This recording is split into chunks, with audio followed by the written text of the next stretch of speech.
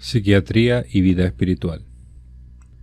A estas alturas del siglo XXI, las teorías y conjeturas y suposiciones de Freud ya están lo suficientemente desprestigiadas como para que nadie con ánimo verdaderamente científico afirme que es un seguidor de él. Sin embargo, uno de los más erróneos legados que sí que continúan impregnando la mentalidad de la mayor parte de los psiquiatras de todo el mundo es la idea de que la represión genera enfermedad. Y así, por poner un ejemplo, siguen siendo muchos los especialistas médicos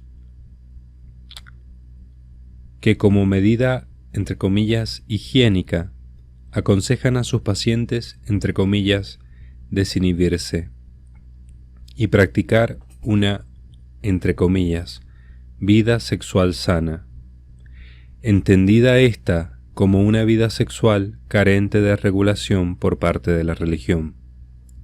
En todos estos pacientes, el psiquiatra lo primero que trata de quitar del paciente es la idea de que la castidad sea algo bueno. Otra medida que suelen imponer sin mayores contemplaciones no pocos psiquiatras es la de que los enfermos se dejen de, entre comillas, líos religiosos. Si el paciente psicótico afirma que va diariamente a misa, que lee la Biblia un rato cada día y cosas por el estilo, se le prohíbe totalmente la vida de oración por considerar que no aporta nada positivo a la salud mental de la persona y que solo será una fuente de nuevos motivos de psicosis. Se tiene la idea de que la práctica religiosa solo enredará más la mente del enfermo. Esta praxis tan generalizada en Europa supone una extralimitación del psiquiatra, supone un servirse de su posición privilegiada sobre el paciente para imponerle sus propias tesis sobre la religión. Desgraciadamente se trata de una práctica muy normal en Europa. Cualquier psiquiatra pondría el grito en el cielo si un sacerdote le dijera a uno de sus pacientes que dejara a un psiquiatra. Si pudiera, denunciaría al sacerdote ante la justicia por injerencia en sus funciones. Sin embargo, se considera lo más normal del mundo que el psiquiatra imponga sus ideas acerca de la religión sobre el enfermo y que le ordene que deje de ver a su confesor. Sin embargo, los psiquiatras agnósticos no solo no deberían aprovecharse de su posición de poder para imponer algo en una materia tan opinable, sino que incluso deberían reconocer que la vida espiritual cristiana influye del modo más benéfico que nos podamos imaginar sobre la salud mental. El psiquiatra está obligado a aceptar los hechos, y la realidad de esta influencia benéfica de la religión cristiana sobre los pacientes con enfermedades mentales es un hecho. La obediencia a los 10 mandamientos, la sumisión de la voluntad a las pequeñas y mínimas mortificaciones que la Iglesia ha dispuesto para sus fieles, la práctica libre y voluntaria del sacrificio y de la penitencia, suponen una verdadera escuela de fortalecimiento de la voluntad.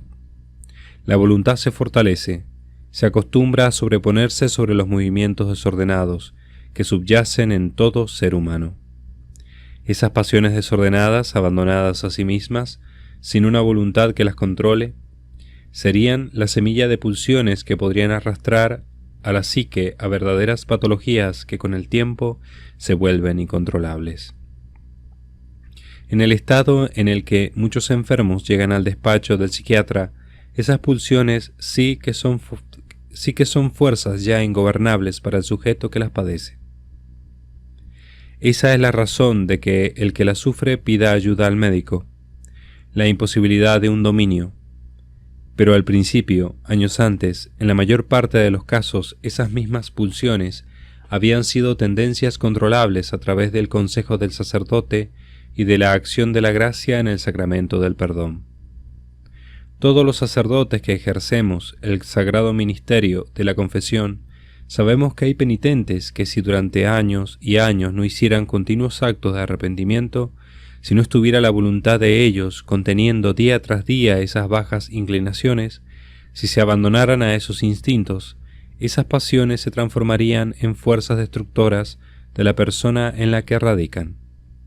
pero gracias al esfuerzo y a la acción de la gracia, lo que con el tiempo se hubiera transformado en una fuerza obsesiva, se queda en una mera tendencia contra la que el sujeto lucha semana tras semana, teniendo la impresión de no avanzar, de no vencer, desmoralizándose a veces, pero inconsciente el penitente de lo que hubiera sido su futuro sin ese esfuerzo y esa lucha. Este tipo de penitentes se desmoralizan a temporadas, viendo lo que son, pero no se dan cuenta de hasta dónde hubieran descendido de no haber seguido luchando. Los confesores no deben olvidar, al tratar este tipo de pecadores que durante toda una vida no logran vencer poderosas tendencias negativas, que el éxito de su trabajo como confesor y de la lucha del penitente no se debe centrar solo en el hecho de no haber vencido de forma perfecta un vicio, sino también en el hecho de haber impedido que ese vicio hubiera quedado sin una barrera de contención. Por otro lado, el fortalecimiento de la voluntad es la primera tarea del psiquiatra a la hora de controlar los impulsos, y asimismo es la primera tarea de todo sacerdote en la dirección de las almas.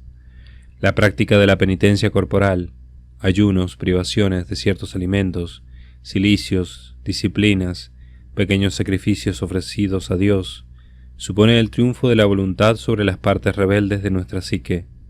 La cruz frente a la insatisfacción.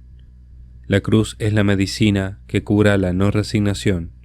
Ella es la que sana el no aceptamiento de la situación real, la que designa a la persona a sufrir, por amor a Dios, lo que sea, a aceptarse uno con todas sus propias limitaciones y a luchar contra esas propias partes negativas de un modo progresivo, optimista y continuado. El mero hecho de tener que confesar los pecados es ya de por sí una fuente de higiene mental. El tener que confesar lo que más avergüenza, los secretos más oscuros de la mente, supone un proceso de autoeducación desde la infancia en orden a desnudar nuestra psique para someterla al juicio ajeno. Ya sé que la confesión es ante todo y sobre todo una gracia, pero Dios podía haber otorgado esa gracia sin necesidad de confesar los pecados, como sucede en el bautismo. Mas el Redentor, conocedor perfecto de la mente humana y sus mecanismos, dispuso esta sanísima norma de salud psíquica, la confesión oral de los pecados con su número y especie. Cuanto más le cuesta a alguien desvelar esas intimidades, más necesitado está de su valor terapéutico. De todas maneras, si aquí, ahora, apenas menciono la acción de la gracia y por el contrario, insisto en hablar de la confesión, o los mandamientos, o la penitencia corporal desde un punto de vista natural, y no desde el sobrenatural, es para mostrar cómo las prácticas y enseñanzas de la Iglesia, lejos de ser antinaturales, son por el contrario el correctivo más adecuado para nuestra naturaleza.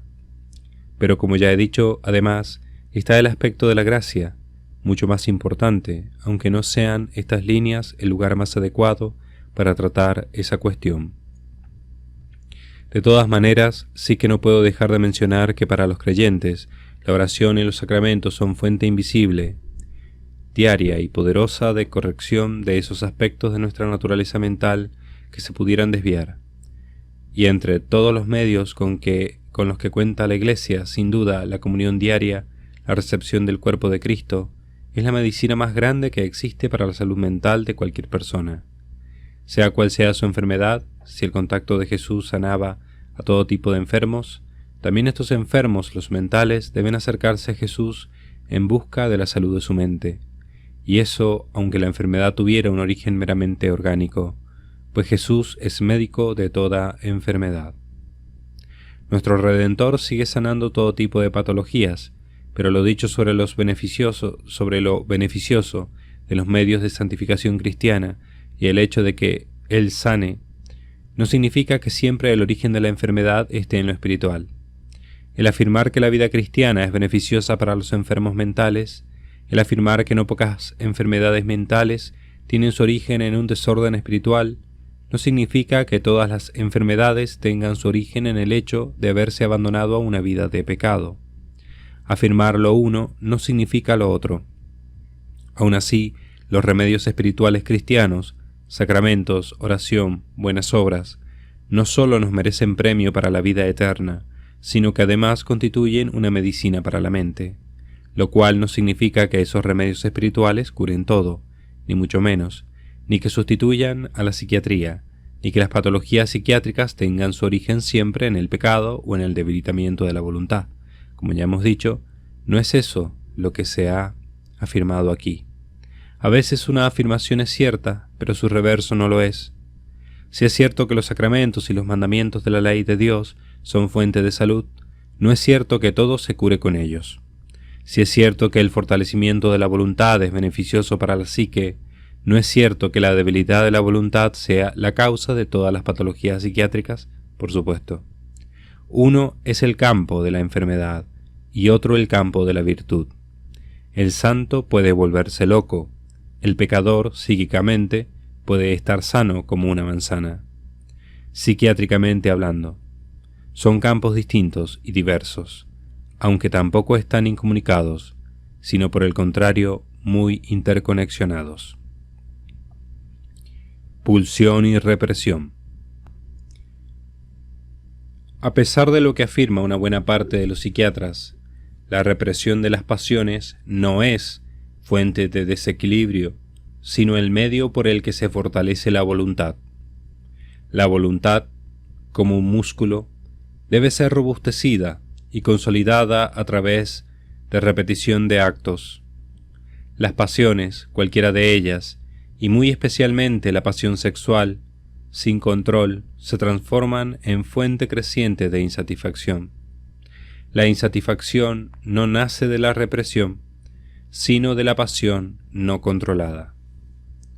Uno podría pensar que cuanto más satisfagamos una pulsión, más aquietado quedará ese apetito.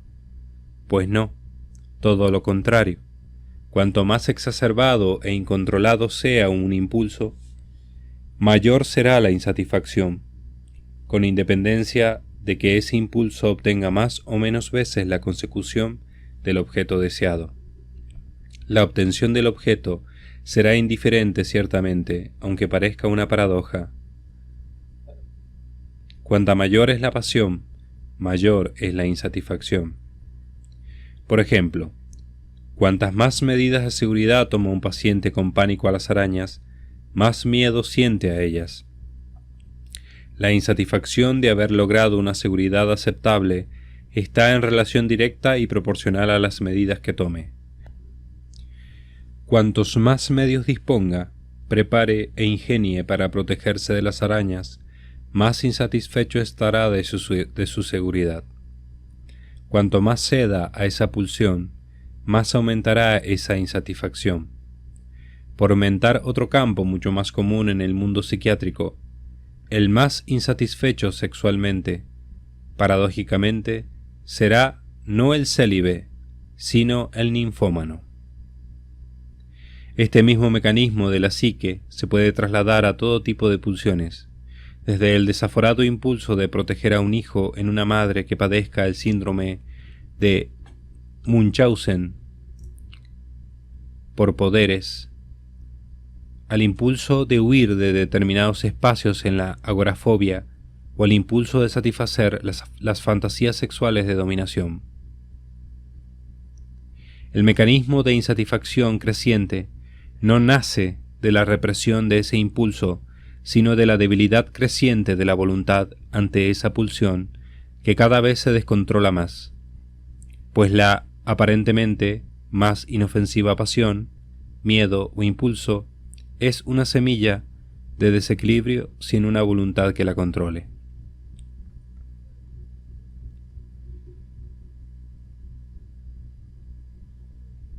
Enfermedad psiquiátrica, biopatologías, psicopatologías, mnemopatologías. Todas las enfermedades mentales, atendiendo a su causa y origen, pueden ser divididas en tres grupos esenciales. Fisiopatologías mentales, aquellas de origen químico o biológico. Son las enfermedades que tienen un origen material y meramente material. Indudablemente el cerebro es un órgano, y un desequilibrio químico o biológico de esas células basta para estropear esa máquina de producir pensamientos y que el pensamiento que produzca desde entonces esté viciado. Por citar un solo ejemplo, la esquizofrenia paranoide sería una enfermedad típica de este aparato. Psicopatologías mentales, aquellas de origen psíquico, son las enfermedades cuya causa en vano la buscaremos en el órgano físico, sino en el inmaterial funcionamiento de la mente. También la actividad inmaterial de la mente, y no solo el órgano cerebral, es susceptible de mal funcionamiento. Por ejemplo, un trauma que genera una fobia es una enfermedad típica de este apartado. Mnemopatologías mentales. Nota a pie de página. El término mnemoenfermedad se contrapone al término psicoenfermedad. El neuma, espíritu, frente a la psique. Se ha preferido denominarlas mnemoenfermedades en vez de neumoenfermedades, para evitar confusiones terminológicas con las patologías de la neumología. Retomo la lectura. Mnemopatologías mentales, aquellas de origen espiritual. Son las que tienen su origen en una pasión desordenada, es decir, su origen está en algo que nada tiene de patológico, sino que su carácter morboso reside en haberse impuesto lentamente sobre la voluntad de un modo tiránico. Se trata de una enfermedad cuya etiología no tiene ningún misterio desde el punto de vista de la psiquiatría, y que es un mero y simple acto éticamente desordenado, pero repetido en un grado tan alto y sin una voluntad que oponga resistencia, que llega a mostrar carácter patológico. Un ejemplo de esto es el ludópata o el obseso sexual. En las mnemoenfermedades, el cerebro como órgano funciona bien, la mente funciona bien, pero el problema está en la voluntad que ya no puede dominar un impulso. Ni qué decir tiene que buena parte de las psicoenfermedades mentales se atenuarían muchísimo con una devota vida espiritual, que sería una fuente de salud mental y de contención de los aspectos desordenados de esa psique. El origen de las psicoenfermedades mentales puede radicar exclusivamente en la psique, con total independencia de la vida espiritual de la persona, de su mayor o menor santidad. Pero la vida cristiana supone el mejor escenario mental para regular de nuevo esos aspectos psíquicos desordenados. Pues, por poner un ejemplo, el psiquiatra que trata a una persona religiosa con una fobia causada por un trauma podrá apelar a resortes tales como el que lleve cada semana varias veces a la oración el tema del perdón del causante de este trauma, que medite sobre el amor de Dios que cura y sana esa herida interior, que a modo de ascesis realice actos graduales de acercamiento hacia el objeto que le produce aversión, etcétera, etcétera. El psiquiatra, ante similar patología en un paciente no religioso ni creyente, tendrá que apelar al voluntarismo, a la fuerza de la voluntad a secas. Y no solo eso, sino que la idea de tener que perdonar por amor, la idea de un Dios que consuela, etcétera, etcétera, no estarán presentes en el segundo paciente. Sin duda, el mejor escenario imaginable para sanar las psicopatologías es el de un paciente con una intensa vida religiosa.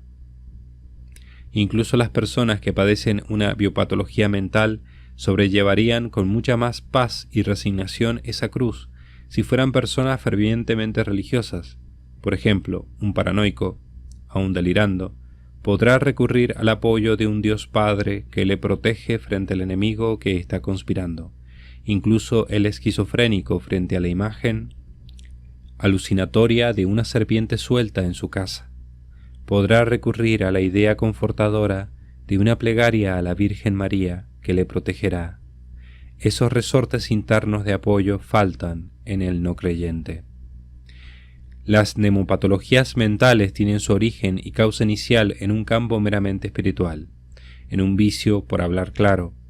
Una vez que tendencia escapa al control de la razón y al control de la persona, El paciente necesitará de la intervención de especialistas psiquiátricos, pero al fin y al cabo no hay que olvidar que se debe poner orden en ese alma, y mientras no se ponga orden, el origen de ese desorden mental permanecerá, y la enfermedad se verá como una tendencia crónica sin solución posible. Restaurar ese orden tiene que ver más con la perseverante y artesanal labor de un confesor, aunque esa labor la haga un psiquiatra en su faceta no sacramental, que con la fría labor de un médico técnico que aplica un fármaco o que pone en práctica una terapia experimental recién traída de una universidad sueca. El origen de la enfermedad mental siempre es uno de estos tres. No puede haber más orígenes. Exista una causa externa o interna, la patología se desarrollará en uno de estos tres ámbitos del ser humano. No obstante, hay que tener en cuenta que una mnemopatología mental, en la medida es que sea más profunda, irá implicando más desórdenes de otro tipo en el campo de la psicopatología mental. Dicho de otro modo, un vicio, cuanto mayor es, si llega a constituirse en enfermedad mental, mnemopatología, acaba produciendo psicoenfermedades. Es decir, una mnemoenfermedad se va ramificando hacia otras partes de la psique y mostrando nuevos rasgos que nada tienen que ver con el origen espiritual del desequilibrio que desencadenó el proceso de desestructuración de la psique. Al final, todo está enmarañado y es difícil discernir dónde comienzan las ramas y dónde el tronco. Pero en las mnemopatologías, el tronco fue un desorden de carácter inicialmente moral. La interrelación de los campos de la mente humana es admirable, a veces extraña. Hay casos que en la consulta de un psiquiatra, lo que más puede llamar la atención de ellos puede ser una fobia o un complejo. Pero, como en el caso de las ramas de un árbol, la enfermedad troncal puede ser algo menos vistoso que la fronda de los síntomas y desequilibrios derivados. Lo malo de las enfermedades psiquiátricas es 1. Que en estos casos las ramas patológicas, una vez formadas, tienen vida propia aunque cortemos el tronco raíz de la enfermedad. 2. Que nunca queda muy claro dónde acaba una rama y dónde empieza un tronco. Por el contrario, todo parecen ramas interconectadas sin tronco alguno. Por ejemplo, una persona decide no poner ninguna traba a la búsqueda de la satisfacción sexual. En esto no hay nada patológico, pero al cabo de unos años, no solo se abandona sin restricción ninguna a la búsqueda del placer sexual, sino que comienza a buscarlo de modo desaforado. En un tercer paso, esa búsqueda del placer le lleva a explorar con objetos cada vez más extraños que sacíen ese ansia de novedades en la búsqueda del placer y la excitación. La búsqueda de objetos cada vez más retorcidos, cada vez más alejados de la razón natural, comienza a presentar desviaciones cada vez menos aceptables para cualquiera que no esté inmerso en esa vorágine de necesidad de nuevas sensaciones. Esas desviaciones van comprometiendo otros ámbitos de contención moral. Comienza a nacer un sentimiento de culpa gradualmente más dañino. En este paciente hipotético no es ese sentimiento de culpa un sentimiento que lleva al arrepentimiento y a la enmienda, sino que es la autoinculpación, cada vez más intensa, cada vez más lesiva, del que se siente irreformable. El sentirse irreformable le lleva a tener una concepción de sí mismo cada vez peor, cada vez más infame. Nace otra ramificación patológica de la enfermedad troncal. La enfermedad troncal al mismo tiempo le lleva a temer ser descubierto. Ese temor cada vez más intenso desemboca en otra nueva enfermedad, una fobia social que se manifiesta ante situaciones muy específicas en las que se siente descubierto por los demás en la otra faceta oculta de su ego oscuro. Ya tenemos una fobia además de un patológico sentimiento de culpa. De la combinación de la autoinculpación con esa fobia específica puede nacer la imposibilidad de ver fotos de cuando era niño, porque ve en esa imagen inocente una reprensión una reprensión hacia su actual forma de ser, etcétera, etcétera. Como se ve, el mundo de las ramificaciones patológicas es casi infinito. Esto solo era un ejemplo. Sin duda hay patologías que se originan a pesar de la vida que uno lleve, pero hay otras muchas, la mayoría, que atajadas desde el principio, el efecto dominó subsiguiente hubiera quedado abortado. Hemos de entender que no supone negar la ciencia psiquiátrica el hecho de afirmar que con una vida moral sana la mayor parte de las enfermedades se quedarían en meras tendencias contra las que el sujeto debería luchar y nada más. Hay que aceptar que la mayor parte de las patologías mentales en su origen y principio, antes de consolidarse como verdaderas patologías, no requieren de complicados métodos, ni terapias conductuales, ni de nada especial para reprimir estas semillas peligrosas de la psique. Pero claro, cuando el enfermo llega al psiquiatra, ya no puede resistir aunque quiera, pero no hay que olvidar que en un principio sí que podía. Dicho de otro modo, la neuropatología nace y se desarrolla no porque la persona no puede resistirla, sino que no la puede resistir porque la ha dejado que se consolide como enfermedad. Como se ve, si tuviéramos que resumirlo todo, diríamos que los viejos manuales de confesores contenían una ciencia psicológica muy profunda, constituían verdaderos manuales de salud mental, simples, claros y avalados por el sentido común. Mientras que Freud y muchos otros con su verborrea han revestido de términos científicos y complejidad lo que desde el principio había sido mucho más sencillo de lo que imaginaron sus discípulos, porque el austriaco no entendió que lo que él creía que era causa de la patología en realidad era efecto de un desorden espiritual. Esto es, la pulsión desbocada e ingobernable no es la causa de la patología, sino el efecto de un desorden anterior. Siguiendo la equivocada mecánica de represión, insatisfacción, pulsión, tal como la entienden muchos médicos, el especialista psiquiátrico ha de pasarse la vida apagando los fuegos de esas pulsiones, fuegos que volverán a encenderse, porque lo que se debería hacer es tratar de poner en orden toda la vida moral de la persona. Vida moral que forma como un edificio armónico proporcionado en el que todas las partes se sujetan entre sí. Vida moral en la que la persona refuerza su voluntad y se llena de alegría de vivir. Vida moral sana en la que pide perdón de sus faltas, se siente perdonado y se esfuerza bajo una curativa dirección espiritual en luchar por acrecentar sus virtudes. Pero vida moral que sin fe religiosa no puede mantenerse, pues requiere de un esfuerzo a veces heroico. Lo dicho anteriormente no anula las consecuciones de la ciencia psiquiátrica en materia farmacológica al tratar las enfermedades, ni lo que hoy día sabemos sobre el subconsciente, ni dejo de aceptar la verdadera complejidad que supone tener que bucear en la psique de la persona, por sus pliegues y repliegues, en busca de la combinación de causas que han desencadenado un desorden específico. No, yo no niego las consecuciones de la ciencia psiquiátrica.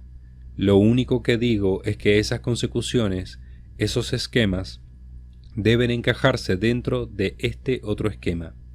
Deben encajarse dentro de esta panorámica general que he descrito. Los esquemas psiquiátricos deben encajarse en los esquemas del cristianismo, y no al revés. No es el cristianismo el que debe adaptarse a los hallazgos de la ciencia psiquiátrica. Esos mismos logros de la ciencia psiquiátrica pueden enfocarse de un modo o de otro, aunque muchas veces a los profanos se les intente inculcar tajantemente que las consecuciones de esta ciencia desautorizan tal o cual imposición de la moral. Hasta los psiquiatras más materialistas, aquellos que sean más dados a no aceptar la tesis de una línea objetiva separadora del bien y del mal, deben aceptar que la posición de la moral cristiana es una enseñanza no sólo propiciadora de la salud mental, sino incluso indudablemente terapéutica. Por hablar de un modo más concreto, a mí, sacerdote, cuando me llega un caso evidente de esquizofrenia paranoide, le digo claramente y sin ambages de ningún tipo que debe ir al psiquiatra, que la solución a su problema debe esperarla en el campo médico. Pero al mismo tiempo que le explico que es necesario que continúe tomando sus medicinas, también le recomiendo que él mismo ore y dé comienzo a una vida más cristiana, y acto seguido le doy consejos prácticos y concretos de qué hacer para empezar esa vida religiosa. Nunca pienso que la religión les va a enmarañar más su paranoia. Quizá algún médico pueda creer que el mundo de los religiosos supondrá más pábulo para su enfermedad. Quizá se le ofrezca una ampliación de la temática, un poco más sí, pero también tendrá efectos salutíferos que compensarán ampliamente los problemas de la irrupción de una nueva temática psicótica en su ya trastornada vida. Si la enfermedad tuvo un origen espiritual, pero ya ha derivado en otras patologías psiquiátricas, también les digo que vayan a psiquiatra, porque aunque su origen al principio lo hubiera podido atajar un confesor, al final precisará de confesor y psiquiatra. No es fácil encontrar un confesor que sepa de psiquiatría, pero sí que es más fácil que algunos psiquiatras hagan el paciente papel de director espiritual y lo hagan bien.